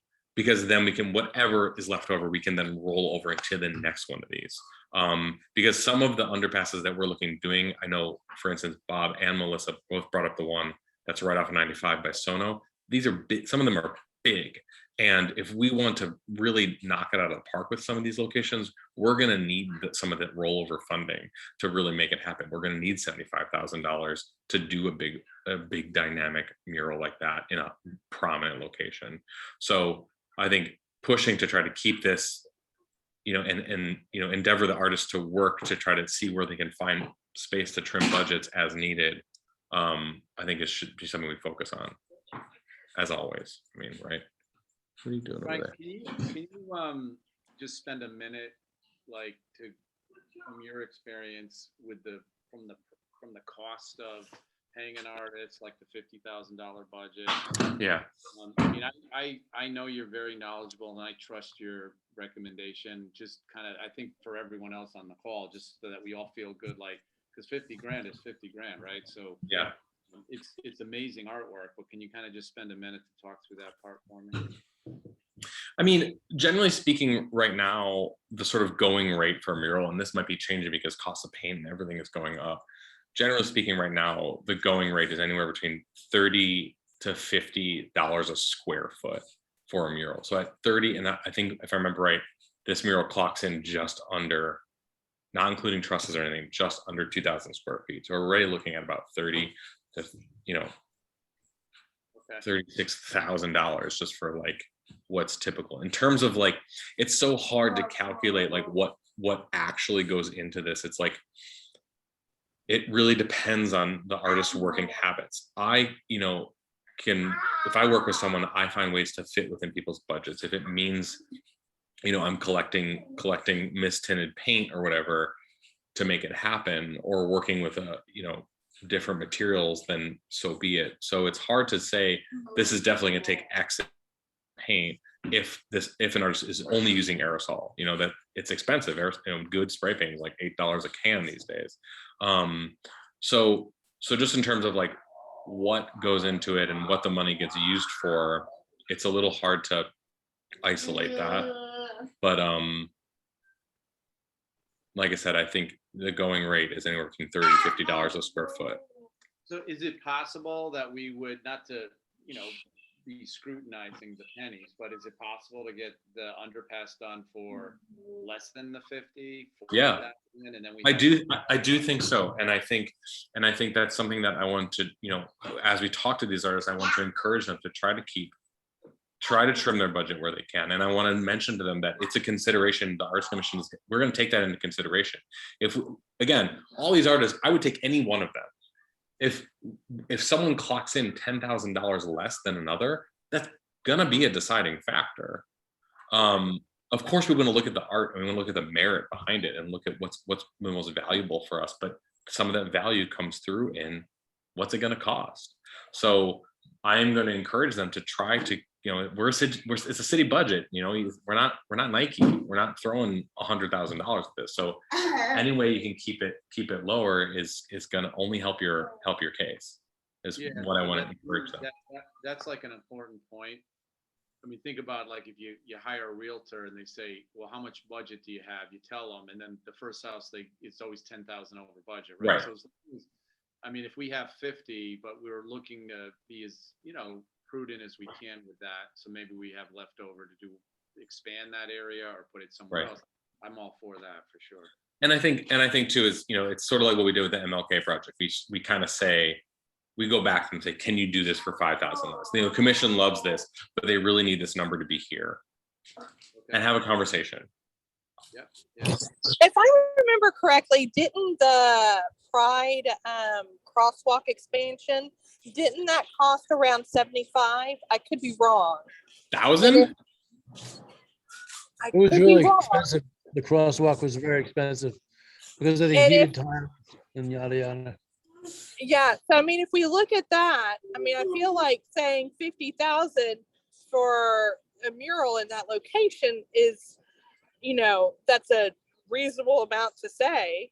And then on top of that, it does also give us a little bit of leeway, because if you do look at that, the underside of the trusses, I mean, when you look at it straight on, those trusses need to be incorporated into this project as well. So it'll give us a little bit of money to make that look nice too, because I'd really hate to make this space look very nice and then have those horrible looking faded trusses that you see that really takes away from it. Yeah, I totally agree with that. Yeah, it's a good point, Melissa, about the cost of those crosswalks, because it kind of gives you context, because 50,000 sounds like a lot of money, right? But when you consider it in context to other city projects, it's really not unaffordable. And like I say, I want Norwalk to be known as a place for quality of art, not just quantity. And you get what you pay for. So we already voted on the top two, Mark. So we need the rest of the commission to help on the other four. So we need a third one, and then I guess approval on. You would normally, the way we did it last time is that we were presented with the options. The commission offline had suggested the sole singular one at the end of all of this. So you would offline select, whoever you're going to ask for additional work. And then at that point is when those submissions would come back to the commission to select for the final who's going to get the money and then approve the money. If we want an additional 500 though now, can we do that? Yep, you don't have to get approval for that. It's just That's ultimately going to come out of the 47,000 that's left over. yeah. Right? Right, Exactly. okay. So Brian, we just need to decide on removing one out of the four, and then we're good, right? Yeah, exactly. Give me like just 5 minutes here. I'm sorry to interrupt the meeting, but I'll let you guys maybe discuss these artists for a second, and I'm literally be right back. Yeah. Yeah, I'd like to hear your recommendations overall. Okay, I will. Just one sec. Bob, I have a question for you. You can help me out. Is this are we trying to pick one artist for one wall? Yeah. Or is it? No, it's one artist. Actually, some of them are group submissions, but yeah, one of the submissions, they're going to get a stipend to present then their concept for the wall. So we're just looking at samples of their work. We're going to select. It looks like we can do it now. So 5, and they'll present their recommendations, and then I guess Brian's committee will decide on the one that they want, and then we'll put it in front of the commission to vote on. I see, but in the underpass, if there's 2 sides to it, 2 large walls. We talked about splitting it up, but no, we want to do one. This is one side of the underpass. No, I see. it's the whole underpass, but one artist. Oh, Okay. one artist. Is it going to be both walls? Yeah. Oh, and maybe the side walls too. Brian That's said the- so. So That's massive, and that's the 50,000. Then that's Right. both of Yeah. those walls. Wow. Okay, that is a huge undertaking. Okay, thanks. Essentially 2 murals in one, essentially. Yeah. Yeah, so Brian, we talked about not splitting it up. We wanted to have maybe one artist take the whole thing on, right? I mean, I think so. Mark mentioned sort of, being City of the Arts, and I think to have this sort of really impactful, really dynamic, first impression of Norwalk as you get off the train station, rather than chopping it up. We have a lot of space in the city to paint. This is the first of hopefully many. So I think one artist to create a really powerful anchor piece and really kind of put our flag in these sort of projects. Yeah. Right on, man. Right on. So Mark was asking for, what was it, our recommendation? But we have. So, two, Brian, so- did you have any recommendations based on your knowledge of these artists at this point? And if so, I'd like to hear them. I would say if we click back through these, there we go. Those first 2 were really dynamic. If I had to kind of narrow it down, it's kind of between this one, these folks here, these 2 from New Bedford, the second group, I think just because their use of, like I said, they use, not that one, sorry, these sort of more shapes, and they can get really dynamic. They can bring in other imagery. It's not just animal portraits. Can I make a suggestion that we solicit from them all and then keep them on file. And then if we have another underpass. Oh, that's absolutely. open, I saved nearly all. Yeah. The top And the 20, fact I that already these know. are kind of the ones that, you know, stood out the most that you chose to present, I feel like spending a little bit of the extra money, especially while we have ARPA dollars to spend on art, which will expire in a few years, we have extra money that we normally would not have. Yeah. I think it's cool to have like an archive of folks that we can pull from, because essentially we already did this RFQ process. So now we have a list of people for RFPs when we go forward. Yeah, I totally And agree. I mean, Ron already has that locked down, totally, Yeah. yeah.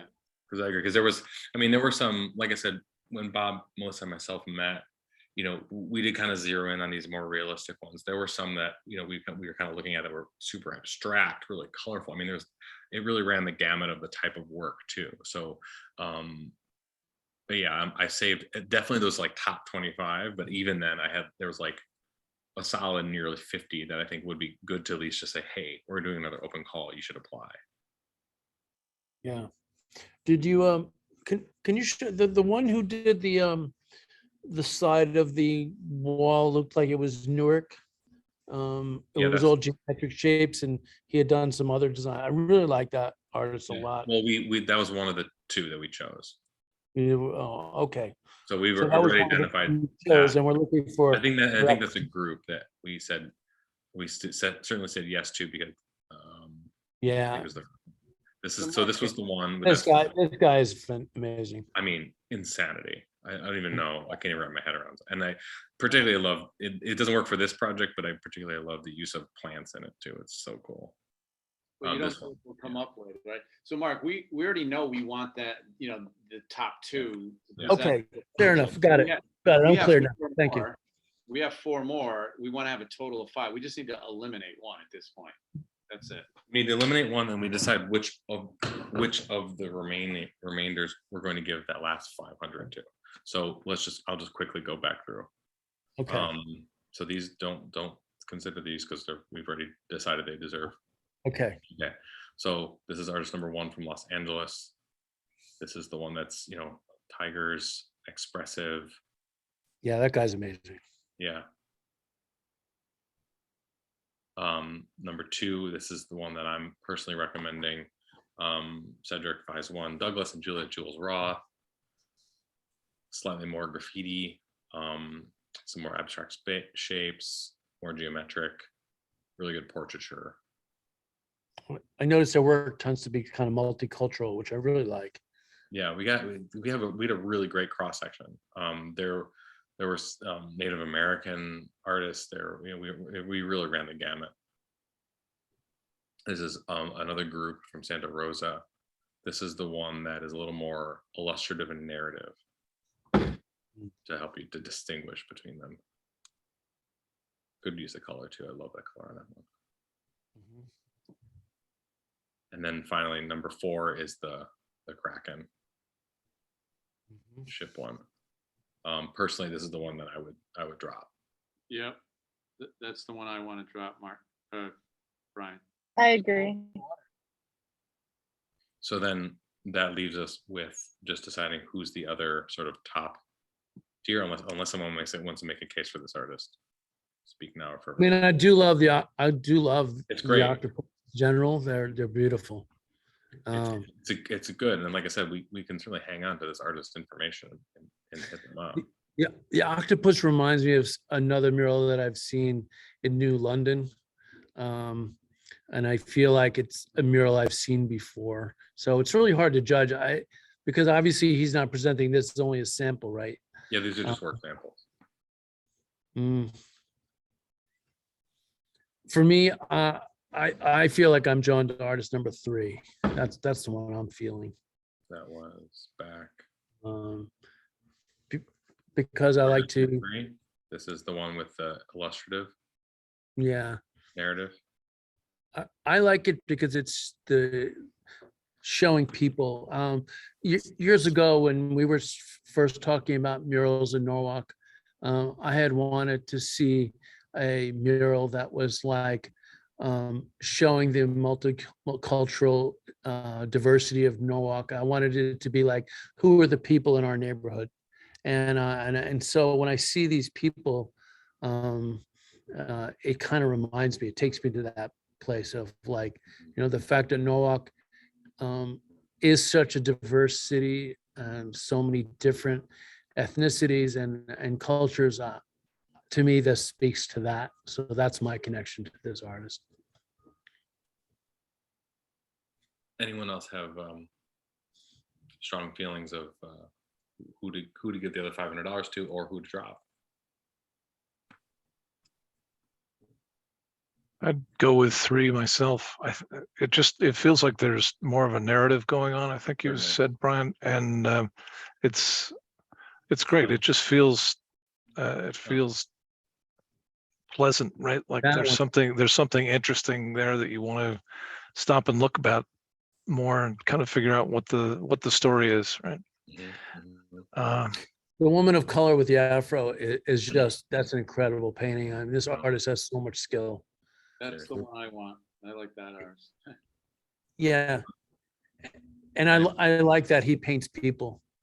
I love the animals. I love the abstract. But I think that this really speaks to me. Anyone else with strong thoughts either way?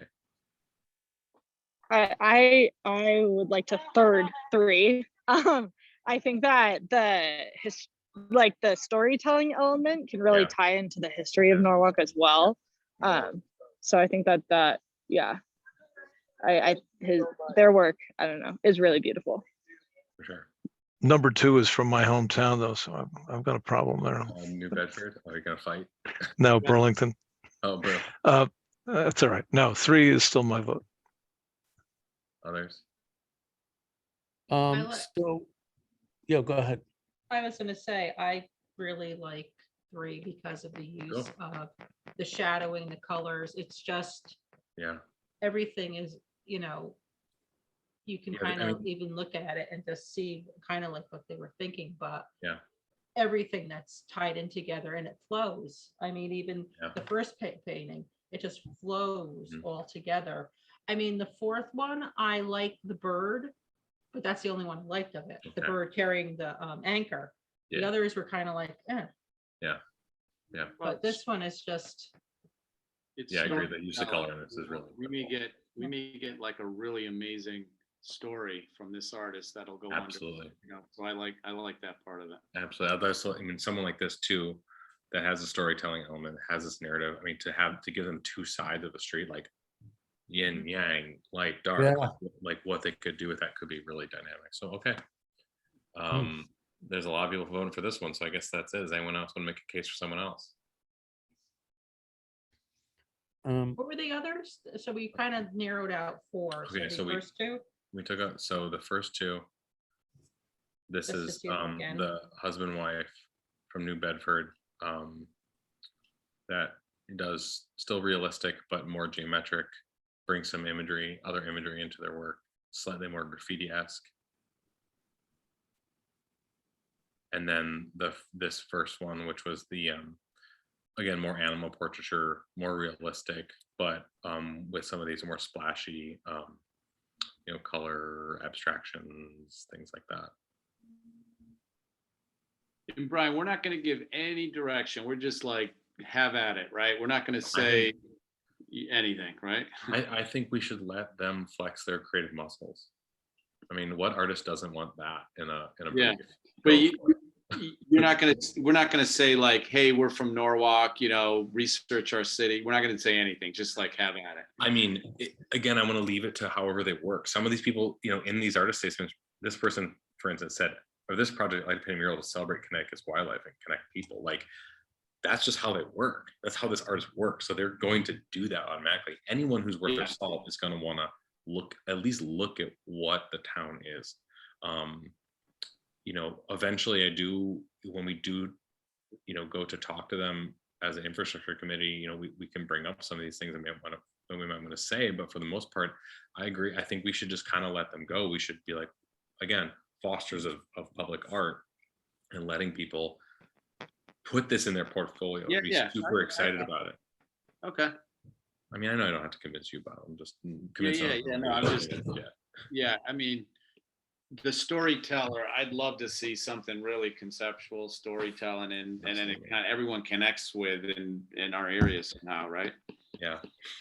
And that one in particular, I mean, they might want to have access to community stories. They might want to talk to the community and like understand more about the neighborhood and what's going on there and who lives Yeah. there. And that Totally. I would hope they would, you know, especially for some of that who's that narrative, that much narrative in their work. Yeah. My totally. thing with artists, one is if they want to collaborate wildlife and the people, but none of the murals that they presented have both of them in there, where the third person Wow. does have that. They're So saying it's- celebrate the wildlife, but connect people with the Yeah. wild beauty. So they're not. Yeah. But the third artist was able to do that. And Yeah. I mean, I like the second one, but Yeah. it's not, it's focused on one thing. So if they had other stuff to Yeah. look at, Well, it might be, the a one better. the one mural in particular with that artist was that last sample of work, which I'll bring up again. That one has a little bit. You see, there's the girl playing the violin. There's like a crane. There's flowers. But the last one with the truck, the town, the street sign, the woman with a floating key. There's a hummingbird. There's palm trees. There's mountains. You know, there's definitely more going on there. It's but either way, I think I'm Yeah, it's more happy. conceptual.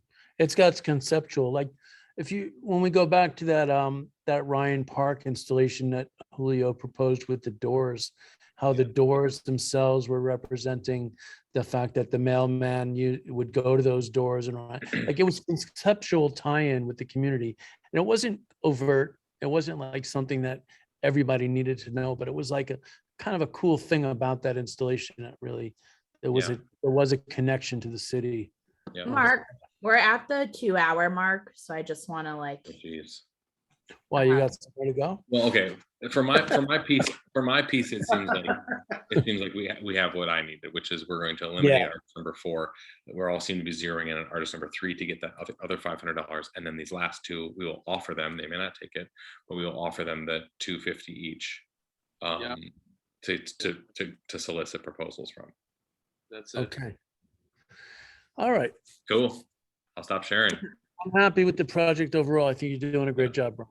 It's gonna be dynamic. It's gonna be really fun. Great job. He's doing an amazing job. You kidding me? He found this the RFQ database. So we had 97 entries. This is amazing. Really A+ work. Right on. Right on. But was there anything else on the MLK before we leave? Because that was on the agenda.